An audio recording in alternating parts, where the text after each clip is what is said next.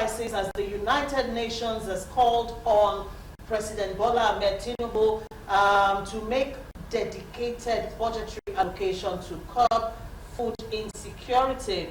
And this call was made by the UN Director of World Food Programme, African Union Global Office, Dr. Hamid Nuru. And according to him, statistics at the United Nations shows Nigerians spend over 65% of their salary on food consumption as against 5 to 6% acceptable rate.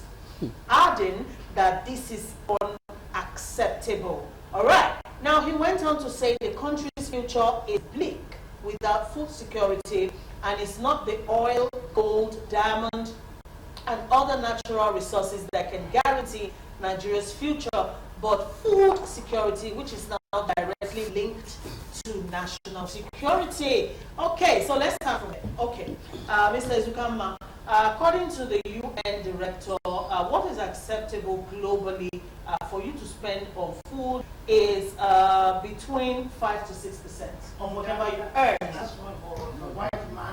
But Nigerians are spending 65. Dozen of egg is $1. You eat 2 loaves of bread and then carry a cup of The interesting thing in Nigeria, the Nigerian government has repeatedly failed to know or determine the population of Nigeria. Yes. It's based on UN estimates. So now UN again is telling us what the reality is in Nigeria about food consumption. So the UN is more Nigerian than Nigeria.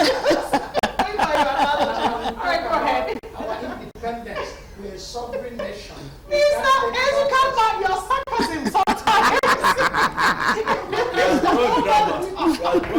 He dramatized his own analysis. Go ahead, sir. Go ahead. That's all good. 65%, that's a lot. What? To spend on Food. But interestingly, I think they must be talking about average, because some families spend 90%. Almost everything. Yeah, so Spend everything. So they must be talking about average. And that is very, very dangerous or very, very bad, because if you spend that much, what about education? What about clothing? What about Housing. What about Saving. and so on and so forth. So like I don't know the words there. I don't remember the exact thing you read, but you cannot.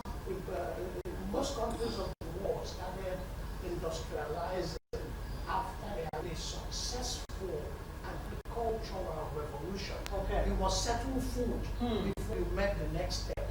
So that's where the industrialization comes. So until we settle the issue of food, we cannot take the next step forward. Just like in individual life, if you have nowhere to live, no food to eat, so these basic things of life, you can make the next step. So the government will do something about food insecurity. They know what to do. The facts are clear. We know where our food basket is. That's what we call it. Bread basket. We know where they are. We know where people are not operating in those areas where the bread basket ceases to the bread basket. So let the government do the necessary. Okay. They have the political will, and things will fall in place. Thank you so much. All right, Chief of Officer, 65% of the workers' salaries on food. I think the DG UN office was just trying to be. It wasn't. Let me use your word. Let me use your word, not to incite people to run onto and die. He was just trying to be conservative and give people hope. About 1.3 million people who are still in dimensional, is it know what they call it? Multi-dimensional poverty, which has, that group now has fallen within very extreme poverty now. They use all their salaries and go borrowing. I just needed to let you understand, and that's why the loan app is thriving. It's a big business in Nigeria. Loan, yes, loan. The online loan apps. Loans, they are thriving. They make more money than bricks and mortar. Yes. That's why I said the UN were just trying to make Nigeria believe that there is hope somewhere. Even at our current situation, I still believe that we can still resuscitate our economy if we do the right thing. You see, the food security, the food has been a problem of this country.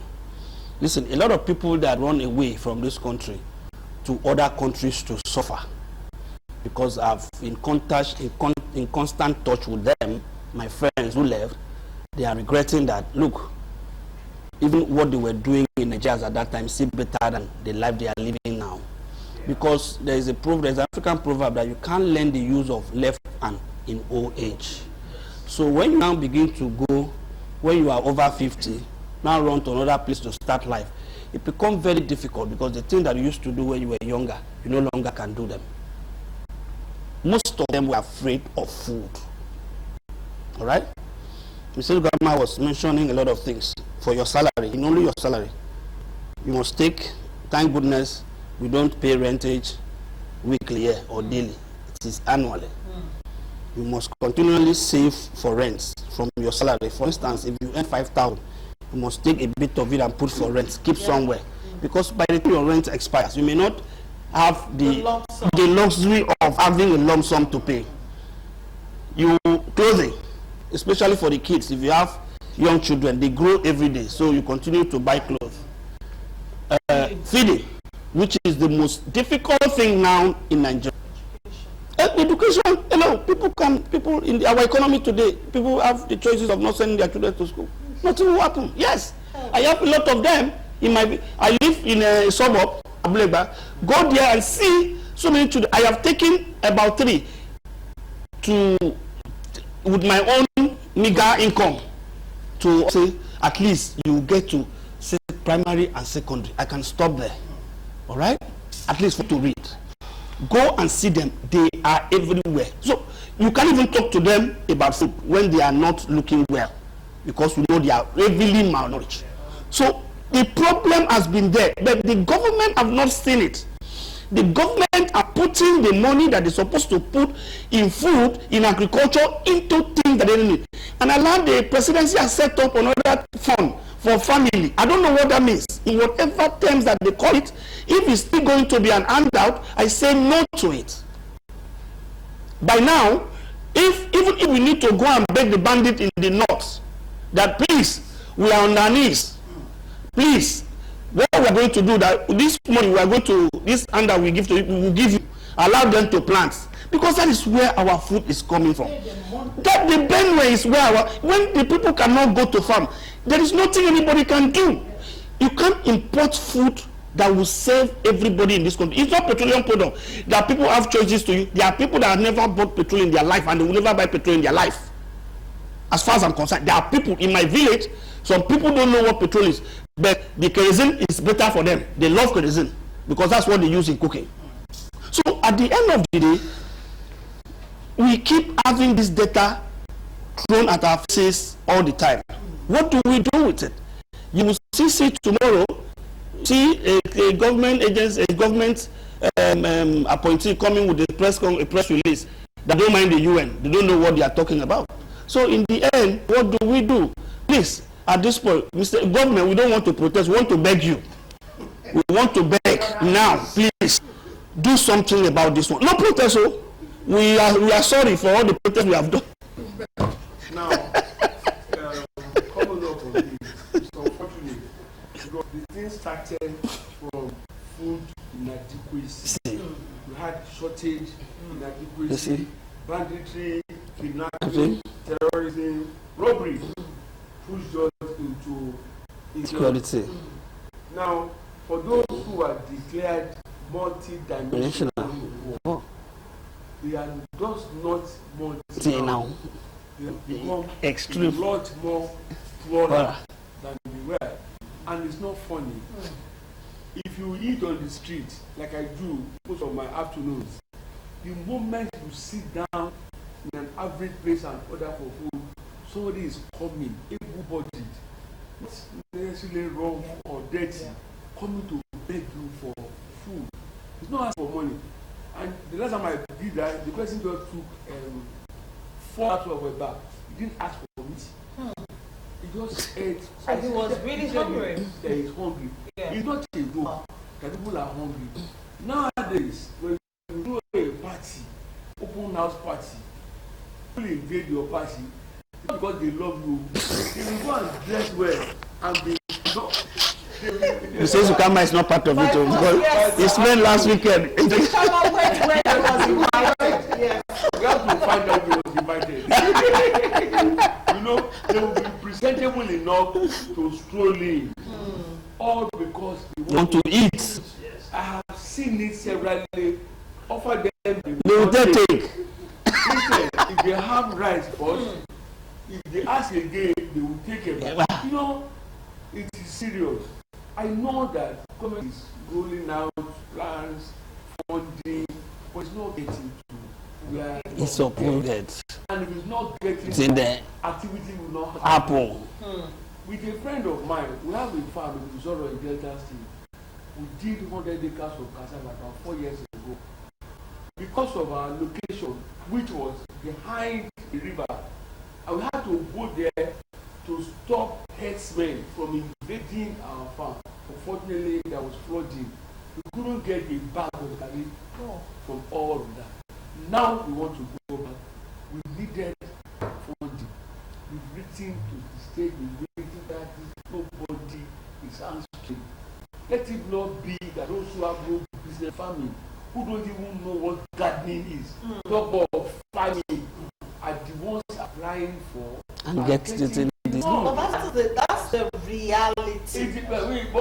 Sorry, I've shared on this table before. Sorry, I'm butting in. I've shared at this table before that.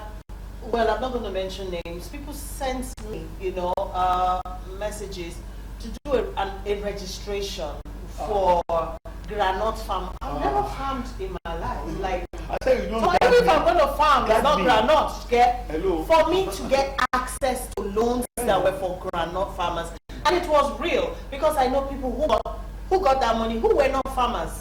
Sure. And I'm like, I'm not a farmer. I'm not entitled to that. So like you're saying, the money gets to those who are not even, the farmers. The thing for us was, it's sad. We got 200 acres of land. The plan was to start cassava and then go to plantation. But because of we have records of what we did, video, photography, and everything. But it didn't cut any eyes, any agency. You don't know anybody now. To say, okay, and unfortunately, I can't cut corners. If it will not go through the straight door, let it not go. It is very certain I'm not going to be around for the number of years I've lived. Yeah, so if you just say you want to make effort and make life better, but I'm going to advise now, if you have any small land in the compound, turn it into a small factory. I'm not saying farm now. There's a campaign which my NGO is going to be spearheading, that people should go into bag farming, planting yams inside bags. It's been very, very profitable and it's massive. So we want to make it a national issue. If you have land in your compound, call us. If you can take 100, we plant 100 there. Yours is to manage it and see that it's watered and they grow. At harvest point, we share it out. We are planning that now. We also want to plant, to train people to plant pepper and tomato, because the price of those little things now are very. I just like saying you are encouraging people in Agege to plant those things. Where is the land? Where is the place to go? You are not getting it. I said if you have land, it's not universal. Please go to Ijoko get land. It's not like saying glasses you go and plant yam. Yeah. But there's no space. There's no space. Compounds where there are concrete jungles. You can still plant in bags. Please, this is our reality. If you continue complaining, shouting, nothing gets done. I witnessed OFN, I witnessed Green Revolution. They were well intended, but half-heartedly they didn't deliver value. It's unfortunate. So I'm not going to support any county campaign about let's get real. anywhere you can find land, plant something. Thank you, Are, for that. All right, so the UN director is saying that the future of the country is bleak at the moment without food security. And to quote him verbatim, in Nigeria, you see budget for health, education, and infrastructure, among others, but not on food security. It's only spread between budgets of other ministries. We need a dedicated budget for food security because time has come for it. Nigeria is a hotspot on food insecurity among other nations. And according to him, there are about 36 active conflicts in Africa, with some more than 30 years old. This is the single most important challenge to food insecurity in Nigeria and other affected countries. All right, so having said that, they are also warning that 82 million Nigerians will be at the risk of severe food shortages come 2030. Okay, so this is an awareness call, for lack of a better word, to the Nigerian government. This issue of food insecurity has to be taken seriously. Already we were saying, if you enter a restaurant, someone must come. You don't need to even enter a restaurant these days. If you bring out money, you are buying anything out on the road, someone is standing behind you, you know, and as you turn, they're like, please, can I have something to eat? You know, it's an everyday, every time occurrence now. Every day, every time. God help us. Thank you, gentlemen. Thank you for coming out this afternoon. Thank you, Mr. Why are you guys tired? You can't reply her. It is, it's depressing, you know, very depressing. But let's Thank you, Chief of Force. And really, the money spent on your anniversary dinner was not a waste. So please. No, it's a once a year thing. Yes, it's a once a year thing. All right, so let's get into it. I vow not to go to all this fast food again. So I don't know where you are taking me to. Thank you, Aaron. Thank you, thank you, guys. All right, tomorrow, God willing, we'll be back and we'll be discussing trending topics from the social media space. Enjoy the rest of your day. Bye for now.